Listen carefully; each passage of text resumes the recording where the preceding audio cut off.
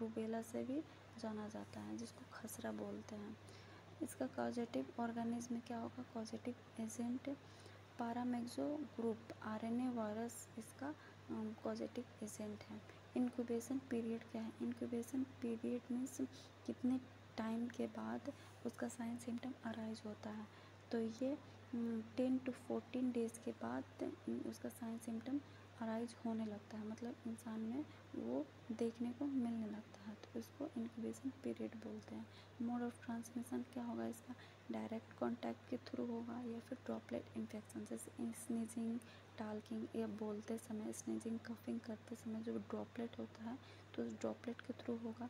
या फोमेट्स में कोई भी वस्तु, थिंग्स होते हैं जैसे टेबल, कुर्सी, चेयर, कुछ भी चीज़ें, ये सारी चीज़ें जो इंसान इनडायरेक्टली, मतलब कि इंस्ट्रूमेंट हो सकता है या फिर कोई अदर थिंग्स हो सकता है, उसके क्लोथ हो सकते हैं, ब्रश हो सकता, मतलब कोई भी थिंग्स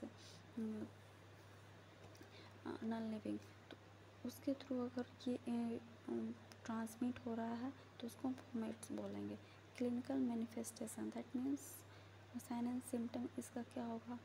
फीवर एंड कफ होगा, ये लेथार्जी, थकावट हो जाएगा, कोरिजा होगा, small red spot with white central appearance on the inside of the cheek, मतलब चीक के अंदर हमारे जो स्मॉल रेड स्पॉट का फॉर्मेशन हो जाएगा। ये pink rashes develop after 3 to 5 days, मतलब 3 to 5 डेज़ के बाद पिंक कलर के रैशेस हमारे बॉडी में अपीयर होने लगेंगे।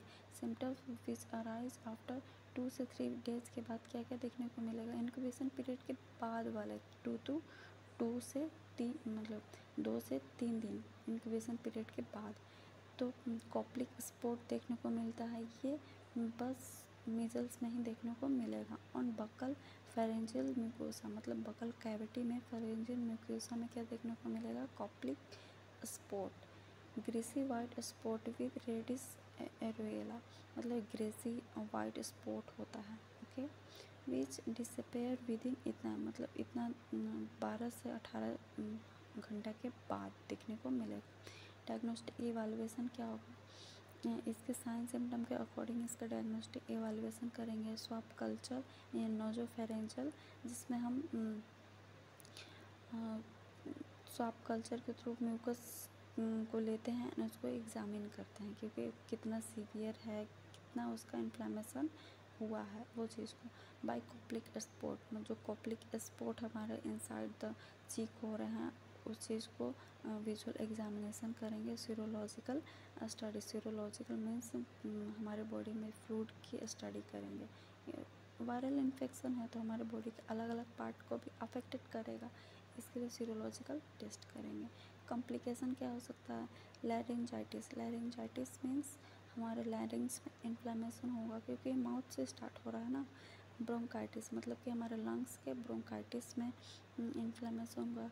इंसेफेलाइटिस, इंसेफेलाइटिस मीन्स हमारे ब्रेन में इन्फ्लेमेशन होगा। कंजक्टाइविटिस, मतलब कि हमारा आई के कंजक्टाइवा में इन्फ्लेमेशन हो जाएगा, ड्राइनेस वगैरह। गैस्ट्रोएंटाइटिस, गैस्ट्रोएंटेराइटिस मीन्स स्टमक में इन्फ्लेमेशन होगा। ओटाइटिस मीडिया हो सकता है। एंडोकार्डाइटिस, एंडोकार्डियल में क्या होगा? इन्फ्लेमेशन हो जाएगा। तो ये सारे हमारे कॉम्प्लिकेशन थे। इसका मेडिकल मैनेजमेंट में क्या क्या होगा? एंटीवायरल देंगे। एंटीवायरल क्यों देंगे? क्योंकि एक वायरल इन्फेक्शन डिजीज़ है, इसलिए इसको एंटीवायरल के रूप में एसाइक्लोवर देंगे, एसाइक्लोवर। और सिम्पटमेटिक ड्रग देंगे, जैसे उसको सिम्टम के अकॉर्डिंग उसको क्या करेंगे? ड्रग देंगे। सेडेटिव, सेडेटिव मतलब उसको रेस्ट एंड स्लीप के लिए सेडेटिव प्रोवाइड करेंगे। एंटीपैरेटिक्स, एंटीपैरेटिक्स फीवर के लिए देंगे, फीवर को रिड्यूस करने के लिए। एंटीहिस्टामिन, एंटीहिस्टामिन उसको एलर्जी है तो एलर्जी को रिड्यूस करने के लिए हम क्या देंगे? एंटीहिस्टामिन उसको प्रोवाइड कराएंगे। और उसका नर्सिंग मैनेजमेंट क्या क्या होगा? Provide the symptomatic care and respiratory isolation, उसको सिम्टम के अकॉर्डिंग क्या करेंगे? उसको केयर प्रोवाइड करेंगे। अगर उसको फीवर है तो एंटीपायरेटिक्स प्रोवाइड करेंगे, उसको कोल्ड एप्लीकेशन प्रोवाइड करेंगे, मतलब उसके सिम्टम्स के अकॉर्डिंग उसको केयर प्रोवाइड करेंगे। And respiratory isolation, respiratory isolation का मीन्स मतलब उसके ड्रॉपलेट के थ्रू अदर पीपल इन्फेक्टेड हो रहा है तो उसको आइसोलेट करेंगे। आइसोलेट करने का मतलब उसको मास्क वगैरह पहनने के लिए उसको इन्हेंस करेंगे। Provide dark room to patient for photophobia, मतलब कि इस डिजीज़ में क्या होगा, उसको फोटोफोबिया होता है, मतलब उसको लाइट से इरिटेशन एंड फोबिया होता है, तो उसको कम करने के लिए हम डार्क एंड डिम रूम का प्रोवाइड करेंगे उस पेशेंट को। Prevention through immunisation in the best practice, मतलब कि अगर इम्यूनाइजेशन पॉसिबल है तो उसको इम्यूनाइजेशन प्रोवाइड करेंगे, मतलब वैक्सीन वगैरह। Encourage for adequate food intake, मतलब उसको इनकरेज करेंगे बहुत ज़्यादा फूड इंटेक करने के लिए ताकि डिहाइड्रेशन से प्रिवेंट करें एंड अगर कोई भी कॉम्प्लिकेशन देखने को ना मिले। Bed rest in humid and warm room, मतलब कि बेड रेस्ट प्रोवाइड करेंगे हुमाइड एंड वार्म रूम।